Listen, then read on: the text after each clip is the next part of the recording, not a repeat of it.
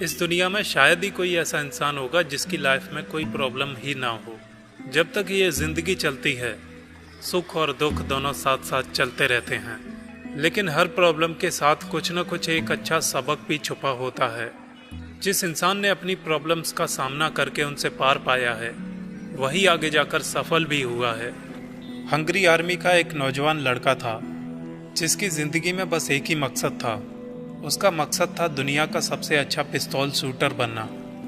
अपने लक्ष्य को पाने के लिए वो दिन रात मेहनत करता, घंटों प्रैक्टिस करता, और इसका परिणाम था कि वो अपने देश के टॉप पिस्टल शूटर्स में गिना जाता था। सन 1938 में 28 साल का होते होते उसने देश विदेश की कई शूटिंग चैंपियनशिप्स जीत ली थी और सभी को यकीन हो गया था कि सीधे हाथ का ये निशानेबाज 1940 के टोक्यो ओलंपिक्स में गोल्ड मेडल जीतकर ही दम लेगा। लेकिन होनी को कुछ और ही मंजूर था। एक आर्मी ट्रेनिंग के सेशन के दौरान उसके सीधे हाथ में मौजूद एक हैंड ग्रेनेड फट गया। इस हादसे में उसने अपने सीधा हाथ गंवा दिया और इसके साथ साथ ही उसका ओलंपिक में गोल्ड मेडल जीतने का सपना चकनाचूर हो गया। वो 1 महीने तक हॉस्पिटल में ही पड़ा रहा और इसके बाद जब वो बाहर निकला तो उसकी दुनिया बदल चुकी थी। अब उसकी सबसे बड़ी ताकत उसका सीधा हाथ उसके साथ नहीं था। कोई आम इंसान होता तो क्या करता? भाग्य को कोसता। ज़्यादा चांसेस थे कि डिप्रेशन में चला जाता या फिर अपनी ज़िंदगी के मकसद को ही भूल जाता। लेकिन बचपन से ही दुनिया का बेस्ट शूटर बनने का सपना देखने वाला वो लड़का शायद किसी और मिट्टी का ही बना था।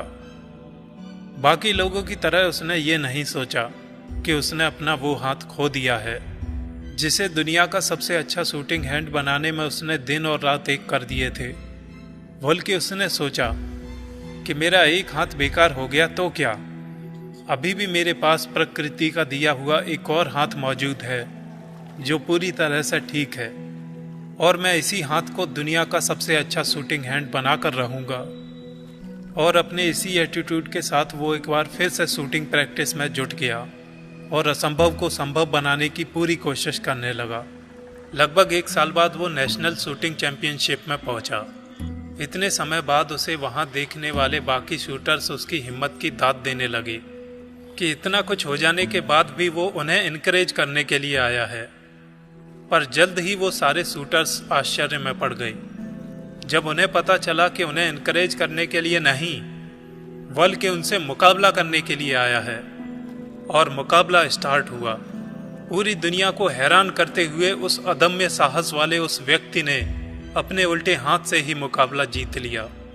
एक बार फिर लगने लगा कि वो दुनिया का सर्वश्रेष्ठ शूटर बनने का अपना सपना पूरा कर सकता है और ओलंपिक में गोल्ड मेडल जीत सकता है। लेकिन बुरी किस्मत तो मानो उसके पीछे ही पड़ी थी। विश्व युद्ध की वजह से 1940 और 1944 के ओलंपिक्स कैंसिल हो गई और सीधे 1948 में लंदन ओलंपिक्स कराने का फैसला लिया गया। इस बीच कितने ही नए शूटर्स अपनी प्रतिभा का लोहा मनवाने के लिए खड़े हो गए थे। कहाँ अपने सीधे हाथ से मुकाबला करने वाला लड़का इतने सालों बाद अपने उल्टे हाथ से विश्व स्तरीय मुकाबले में भाग ले रहा था। पर उसे इन बातों की फिक्र ही कहाँ थी। उसे बस याद था तो सिर्फ एक चीज़, और वो वही जानता था, प्रैक्टिस प्रैक्टिस और प्रैक्टिस। वो दिन रात अभ्यास करता रहता और लंदन ओलंपिक्स में दुनिया के बेहतरीन शूटर्स के बीच मुकाबला करने के लिए उतरा। और आज उसके साहस, उसकी हिम्मत और उसके धैर्य का इम्तिहान था।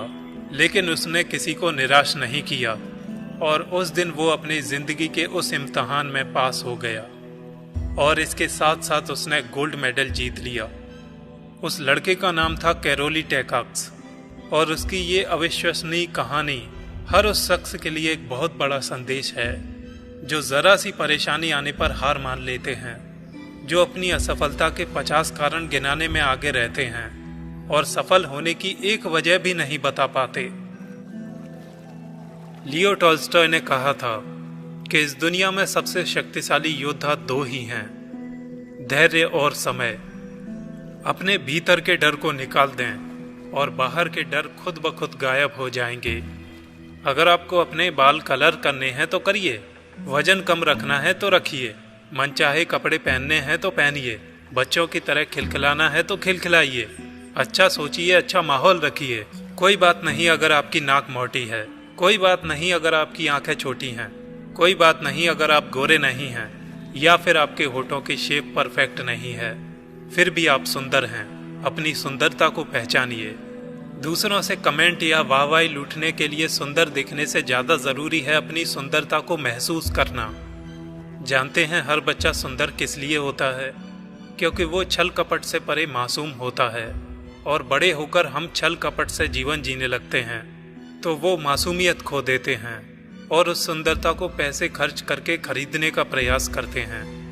ये खाओ, वो खाओ, ठंडा खाओ, गर्म पियो, सवेरे नींबू पियो, रात को दूध पियो, जोर से सांस लो, लंबी सांस लो, दाहिने से सोइए, बाहिने से उठिए, हरी सब्जी खाइए, दाल में प्रोटीन है। अगर हम इन सारी बातों को इतना सीरियसली ले लेंगे तो पता चलेगा यह जिंदगी बेकार है। ना कुछ खाने को बचेगा, ना कुछ जीने को, और पता चलेगा हम डिप्रेशन में और चले जाएंगे। अगर पैसे से सुंदरता और जिंदगी खरीद ली जाती तो कोई अमीर आदमी इस दुनिया से न जाता और हर अमीर आदमी सुंदर ही होता। जिस दिन आपको मार्केट में अमृत या ऐसी कोई दवा मिलने लगे जिससे जीवन भर जवान या कभी मृत्यु ही ना आए, तो समझ लेना कि अब आपके पैसे सही जगह जा रहे हैं। साधारण तरीके से प्रॉब्लम आने पर हम इंसान परेशान हो जाते हैं, लेकिन सबसे बड़ी बात कि हमें प्रॉब्लम्स को डील करना आना चाहिए। स्वामी विवेकानंद ने कहा था कि अगर कोई शख्स आपकी सच्ची मदद कर सकता है तो वो आप खुद हैं। बहुत सारे लोग अक्सर मन में खुद को कोसते रहते हैं कि सारी समस्याएं मेरे ही साथ क्यों होती हैं, लेकिन यह सच नहीं होता है। दरअसल हर इंसान को अपनी समस्या ही सबसे बड़ी लगती है, और ऐसा इसलिए होता है क्योंकि आप दूसरों की परेशानियों को नहीं जानते। एक बात जो हमेशा याद रखनी चाहिए कि समस्या को आसान मान लें तो वो वास्तव में आसान लगने लगती है, और मुश्किल मान लें तो समस्या खुद ब खुद बड़ी हो जाती है। याद करें जब आपने अपनी बाइक चलाना सीखा, आप चलाना चाहते थे या ज़रूरत थी? आपने दोनों में से एक कोई चुना होगा ना। फिर आपने उसे सीखा। कई बार बैलेंस ठीक नहीं बना होगा, लगा होगा कि टकरा ना जाऊं, लेकिन इच्छा इतनी तीव्र थी कि आपने डर को भी जीत लिया और कुछ दिनों बाद एक अच्छे राइडर बन गए। बस यही जिंदगी में उतार कर भी देखें कि आपको खुद से करना है, अपना काम सीखना है। कोई साथ दे या ना दे, आप तो अपने साथ हो ही ना, ये काफ़ी है। जब आप भी अपनी लाइफ के एक अच्छे राइडर बन जाएंगे, तब साथ छोड़ने वाले, धोखा देने वाले सबके चेहरे खुद बता रहे होंगे कि उन्होंने क्या किया। जब जिंदगी में कुछ भी करें तो शांति से करें। सफलता को शोर मचाने दें, मेहनत को नहीं। अपनी अज्ञानता का एहसास होना ज्ञान की दिशा में एक बहुत बड़ा कदम है। जिंदगी में सफल होने की इच्छा हर कोई रखता है और इसके लिए हर प्रयास भी करता है, पर क्या हर कोई सफल हो पाता है? शायद नहीं। पर इस नहीं के भीतर ही हाँ छुपा हुआ है, जो वही लोग ढूंढते हैं जो सफल होना चाहते हैं। दरअसल आप इच्छा रखते हैं सफल होने की, लेकिन उस इच्छा की तीव्रता ही आपकी सफलता निर्धारित करती है। एक इंसान जो तैरना नहीं जानता, उसे जब आप नदी के गहरे पानी में कुदा देंगे तो उसके जीने की इच्छा तीव्र होगी। बस वही तीव्रता आपकी सफलता हासिल करने की भी होनी चाहिए। आप दूसरों को देखते हैं जो सफल हुए और उनकी तरह बनने की जिद करने लगते हैं।